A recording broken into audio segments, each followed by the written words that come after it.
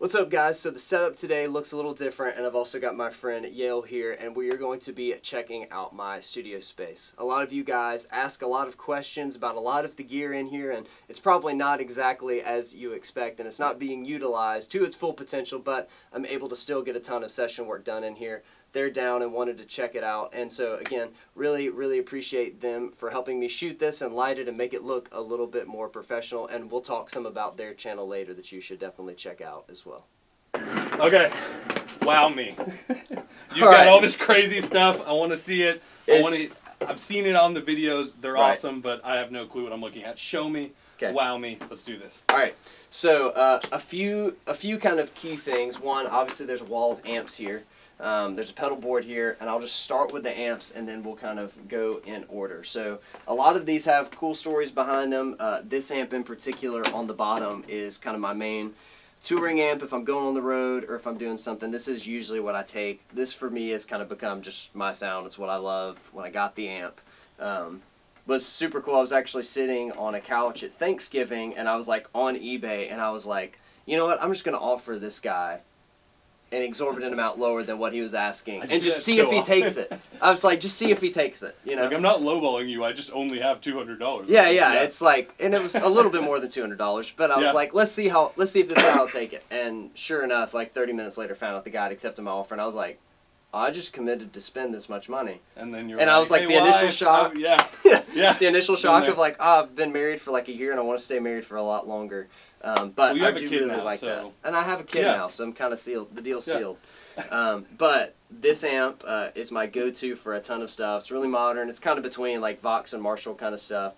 Tons of low end. Use it for a ton of sessions. And what brand is that? Suhr is the company of the head. So it's a Bad Cat 112 cab. And truthfully, it was like, well, I bought the cab because I found a great deal on it before I even had the amp head. So it kind of just sat there for a couple of months because I got a good deal. And then, of course, the Thanksgiving eBay search yielded this. The neck sitting on top of it, this is a Filmosound Model 385. There's a guitar player named Blake Mills who has a record called Hi Ho that came out in 2014. That had these all over it. They've kind of become like a cult classic sort of amp, so you have no idea what to look for unless you know what to look for. So usually there's all this like projector stuff, like 16mm old school projector. This unit was built in the early 60s. There's all that stuff like going on, so you don't even see the amp because there's so much projector stuff in here. And it's even got the original like stabilizer tension. Yeah. I gutted all of that stuff, did some of the maintenance work myself, then took it to my tech. The sound is kind of a lot of like early Fender stuff, like the Tweed era things. It's a little bit dirtier, real heavy mid-range. Very different sound, whereas this amp is pretty modern, can kind of do a lot. This has a sound that works really well for a thing, but it's really cool. Definitely more of a niche sound, and I really like it for slide guitar. I like it. Putting the legal statement on the bottom. Please don't. Legal statement don't get here. Electrocuted. Don't get electrocuted. Don't be an idiot.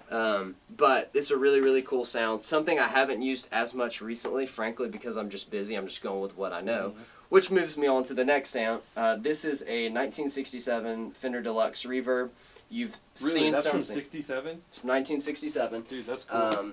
It's in really good shape. It's got a sticker from Gadsden Music Company where it was originally purchased or serviced at some point, and the guy decided, oh, you know, Fender's logo doesn't look that great right here. I'm just going to slap my sticker on it.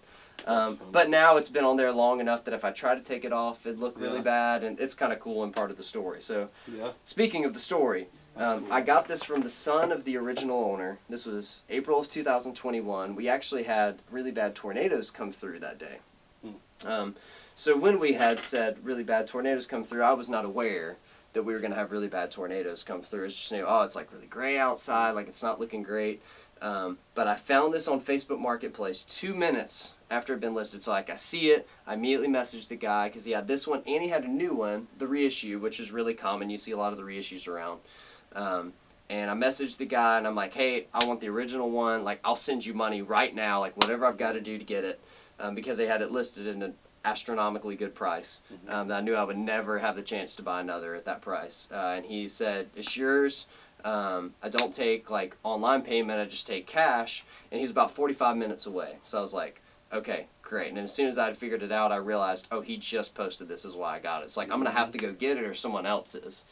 So I get in my small Toyota and start driving 45 minutes north, and about 20 minutes into the drive, I'm not sure if I'm going to make it out alive or not because it is just incessant rain. I mean, horrible monsooning. I'm in this tiny little car, and as soon as I, of course, get off the interstate onto these like back roads, I'm like, this could be the end. But if I get this amp, it's going to be worth it. So I get out of the car. The guy's there. He has a huge 45 on his hip, you know, and this guy's probably 6'3", 6'4", 280, 300 pounds. I mean, just a large man. I'm like 160 pounds soaking wet, you know? So I'm like, hey, there's no need for the gun. Like, you would clearly physically best me if I tried to take this amp. But we talked for a little bit. His dad was a player, but never really played out much. Just kind of played around the house. I'm just picturing you picking that up and running with it. Like, in tornadic weather. It's like flinging around. Like, where am I going to go? I'm in Aniata, Alabama, which is the middle of nowhere. Aniata. Yeah, it's just crazy. So, love this amp. It's all original speaker. The only thing that's been changed are some components that don't affect the sound at all, without getting too in depth. But it's super cool, and I use it for so much stuff. This has kind of become my main teaching amp. So a lot of times, the reason this stuff's set up down here is I'm either doing a YouTube video down here, or I'm doing some session work, or overdubbing some parts, or something like that. And if I'm teaching, I'll usually grab one. This is the one I typically go with. And it's just been an absolute workhorse of an amp. So these two get most of the work, followed by this one. But then my most recent acquisition is actually this setup. Now this is a weird, it's weird. That's pretty cool. It's just weird. So I'll start with the top of the stack and move down. So this is what's called Variac. Basically, back in the day, voltages at the wall were lower than they are now. So right now it's like 120 in the United States. You typically can see anywhere from 120 to 127 volts. And this kind of helps regulate it, basically. So what's cool, though, is a lot of older amplifiers, so especially stuff built in 50s and 60s, as all three of these were, want to see like 117 volts AC or 115 volts you'll see on the sticker on the back. Obviously, we can't even guarantee that it's going to see 120, much less lower than that. So a Variac is a really cool piece of gear that basically allows you to take it from 120 and just dial back the voltage. It's got like a transformer inside. I'm not super hip with all this going on, but basically you plug it into it and it regulates the voltage. How old is that thing? When's that from? This one's probably from the late 60s, early 70s. This company's been around a while. Again, this was one of those, like, I found it on Marketplace. Usually you can find them, older units like this are more desirable for $100 or so. I found this one for $30 and immediately jumped on it because I've wanted to get one for a while. Older amps will run better at the lower voltages, and it will also help preserve tubes. Guitar tubes very expensive. There was a whole tube crisis last year. So since I have multiple amps that I'm kind of running, I always make sure that if I'm running one of these in particular that I'm usually running it through this. So I just literally plug into the front here and kind of dial it back. And you can literally hear the sound change. It's very incremental. Really? You wouldn't necessarily notice it sitting in front of it, but under a microphone, it's like, oh, the response is different. And if you're really used to the amp, it's like, okay, this feels right or this feels different. And some of that can literally just be voltage. So that's pretty cool. Really cool piece of gear. If you're running vintage stuff, you should definitely have it.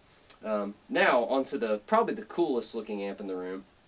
This is an old military projector. There's a common theme here between projector amps. This one's a model AQ-2A, and people affectionately refer to these as space heater amps because it kind of looks like an old space heater. And a guy named Austin Hooks, who popularized modifying them for guys like Blake Mills that I mentioned earlier, kind of modifies both of these models. And he will actually like take the speaker out, put it on the back side of it, where it's just this panel, and then he will put like a glowing like orange thing right here. So so it like literally looks like a space heater. But this is like 8 watts. It's pretty small. This has got the original like 4-inch Jensen speaker. Sounds really cool. It's got like a 5-way tone selector switch, so it's not really a knob. It's kind of like, really cool. Hey, is that too dark? Oh, is that too bright? Find somewhere in the middle. And then just a volume knob and an on switch. What was the selector knob for to begin with? It was 4 tones. So part of it was, what's so cool about the projector amps was back in the day, well, if you wanted to amplify sound, you just had a tube amp. You know, now we're like, that's a really expensive way to do that, or only guitar players use that. But back in the day, that was just very common, available technology. great American-made tubes were super cheap. And especially since this was a military designation, this literally had to survive being thrown around a lot. This one's got a ton of dents and dings and scratches on it, so this one was definitely used. Makes it even cooler. These codes mean something. I have no idea what they mean. But basically, like, this would have been used to have like training videos on when it had the actual projector inside, and then this was just literally amplifying the sound. It had a speaker out on it originally, was for this weird kind of Canon connector. It's been converted to a 1/4 inch, so I can use it with an external speaker cabinet. That's cool. Because it sounds... Oh, so that just operates as a head, basically? Yes, yeah, Really? Then it becomes a head. Yeah, oh, okay. But exactly. It also has its own speaker. Also has its own speaker. And That's part of that cool. was, you know, well, this is like great if we're in a room like this showing a film, right? But if we were, you know, out on the field somewhere, or it's outside, or it's loud, they actually had an almost matching speaker cabinet that went with these. I've come across a couple of them. They're super cool. I recently actually just shipped one of these off to a friend of mine in Seattle for him to modify. He does a ton of that kind of work with the matching original speaker cabinet.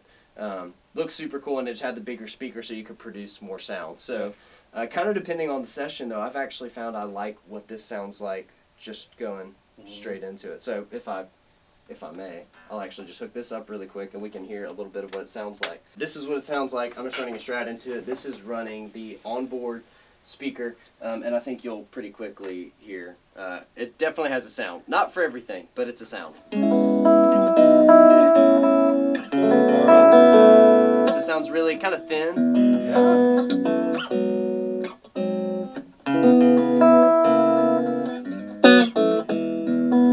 But Dude, that's awesome. If I switch to the big speaker... Even just that, though, I was expecting, like, MASH. Oh, it sounds like a toy. Yeah. Like, I was expecting, like, and if something you watch just MASH, totally this is different. probably on MASH. They probably have seriously. something similar to this. So now I'm going through the bigger speaker. I'm just turning up the volume a little bit, but now it sounds a little bit more full range. Seriously, I'm like genuinely blown away by how that sounds.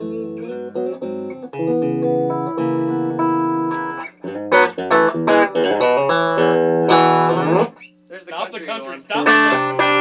Alright. Yeah, I'm running that through. This is a 1966 Fender Bandmaster cabinet that was given to me by a friend of mine that he had gotten from a friend of his years ago, and it just sat in his closet as a project that had never gotten worked on.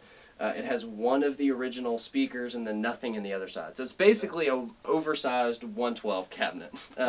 So it has the same kind of speaker that's in this Deluxe. My goal is eventually to find another one, either restore it properly, or I'm just going to give up on it and put another cool speaker in it. LEDs. Just fill the whole thing with LEDs. You know, and get rid of the Fender grill cloth. Yeah. Who likes Fender anymore? Yeah. You know?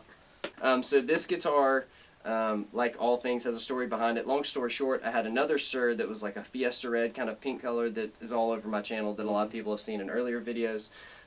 This one came up for sale, and the reason I was first attracted to Suhrs was because there was a guy that did a demo and he had a gold one, slightly different gold. It was shoreline gold. This is called Fire Mist gold, so depending on the lighting, it looks kind of brown or kind of coppery.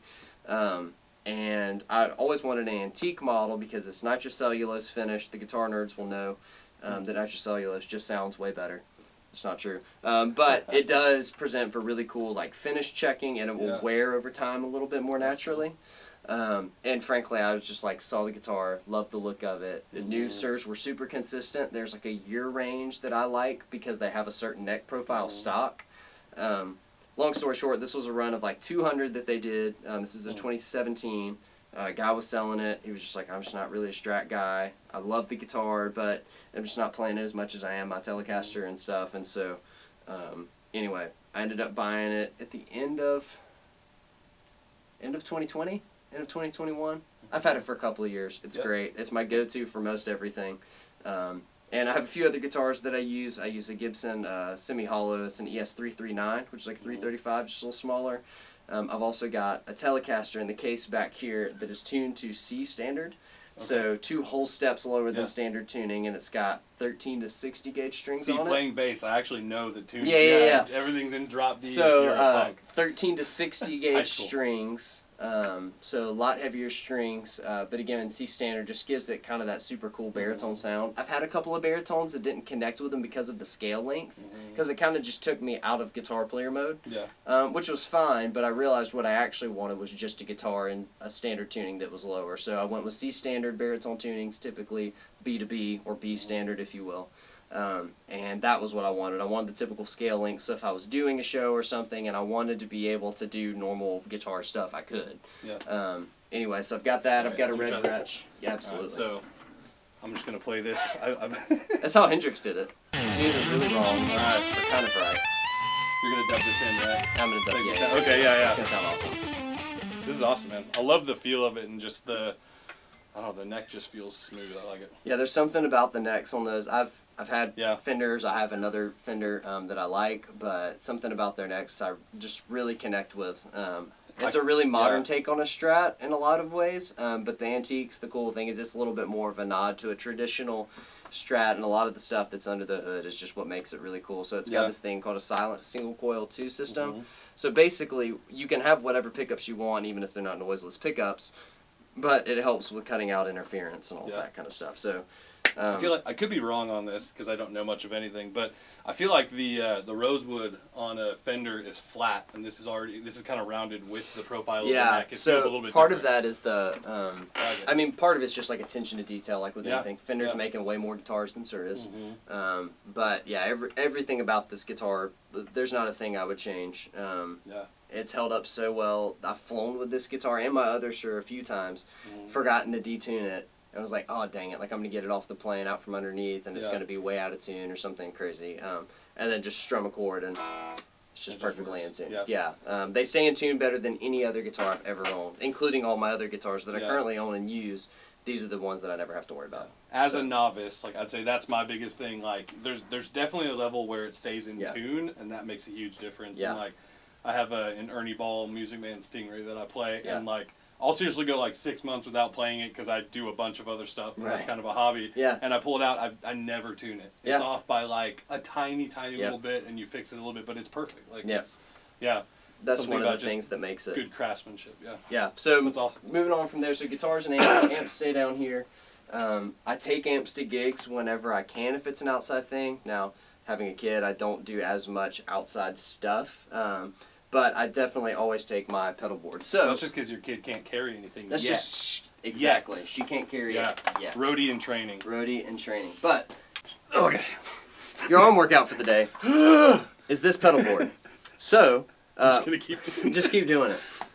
So this I've done a full video of. It's changed a bit since I did that video, but basically I've got most of what I use for any given situation on this board. This was my, like, if I'm doing a session and I have to be quick because I have very limited time now, especially with a kid, that I need to be able to plug in and do the thing. That's kind of how this whole space sort of evolved. Well, and actually, like, you played with this pedal board at my church like a year ago. I did. And you packed all your clothes in with the pedal board. And I did, because you got to make sacrifices. Yeah, it was like literally just like shirts like wadded between everything, and that's how you do it. Yeah. And that was also when American broke my Pelican case. You can check that. I remember that, yeah. That's whole ordeal. But basically, this is just my go-to stuff. Fuzzes, overdrives. I've got a couple different options for delay, reverb. The Dream 65 is what I use to run direct. So often I find myself in those situations. And that's the one that's like crazy expensive, right? And this is the Haze That's 67. a great video, actually. I love that video. And there's so many people that are so mad that this company charges this for fuzzes. It's like, oh, it's like, there was one guy the other day who's like, oh, this is $20 in components. And I'm mad that you would dare buy it and make everyone on your channel feel like trash for not having bought it. But I didn't buy it. Oh, okay. Whenever I take it back. Yeah. I was very lucky. Johans and the guys sent this to me. It sounds awesome. I literally use it all the time. I tell people all the time, again, super thrifty. I'm not going to tell you to buy something that's just crazy expensive because someone sent it to me. These are insane. And I had about 6 fuzzes in addition to this one, and right now I literally have this one and one other fuzz that I kept because it's totally different. So even I can tell the difference between that thing. Like, it just sounds incredible. It's nuts. And it is like, we're getting to the minutia of percentage, right? It's kind of like, I could plug all this stuff in and you could hear all of it and be like, I mean, yeah, that sounds cool, but like that doesn't sound like it's you know, thousands and thousands of dollars worth of a setup. It's the law of diminishing returns. It's the law of diminishing returns, and this is one of those that it's like, I've played a lot of fuzzes for the better part of 16, 17 years now, and this is the one that's like, every time I plug in and I play and I'm able to play with a little bit of volume, I'm inspired. You know, and that's the sign of a good piece of gear of any kind, video, audio, whatever. That's what's inspiring. Let me present the next one, okay? So do you guys remember when you watched Saved by the Bell, when Zach Morris went into the dream sequence? This is what he sounded like during that. If you put that up, you sound exactly like Saved by the Bell. That's what it is. And the graphics are very 80s and stuff as well, of course. Yeah. I could do this. I'm in the wrong type of channel. I should start a guitar channel. I should be like, okay, this thing is crazy. It is First off, like, you can tell the love and passion you put into this thing. Lots of those. Yeah. But I also know that this room looks crazy, and there's a huge amount of just recording stuff in here. Yeah. But you actually don't use most of it, right? I don't. So tell us about this thing. I'm a little ashamed to admit. So there's, again, a ton of stuff in here. There's a great desk here. We've got a lot of outboard gear, as it's called in the audio world. We've got a couple of distressors that I will run through from time to time. But all of this is kind of in process of being redone. Okay. So it's kind of been patched together. The main thing is the computer running all of this right now is just kind of unreliable. Yeah. And I also do a lot of my recording in Logic, and this is really a full Pro Tools rig, which I also have experience in and will use some, but part of it's because that computer's unreliable and I'm doing a lot of session work remotely anyway, that I actually am just using these two pieces of gear. So I'm using... It's crazy, dude. This whole room, all of this stuff, and that's all I'm using. 10 years ago, you would need almost double this room just to do what this thing does, basically, right? Absolutely. Like, that's crazy to me. Where software has come in the past 10, 15 years is unbelievable. So this is the Universal Audio Apollo Twin. I'm using this with a combination of about 5, 6 different microphones, kind of depending, ranging from a $100 SM57 up to a very, very expensive condenser. U87 is about $3,000, somewhere in that range. See, he makes it sound like he has no money and he just does it on a... But he also knows everybody and has a lot of really great friends. So. Luckily, have very great friends that know a lot more than I do and have nicer gear than I do. So I'm using that, and I'm using... This is a 2022 MacBook Pro. This is the M1 Pro chip.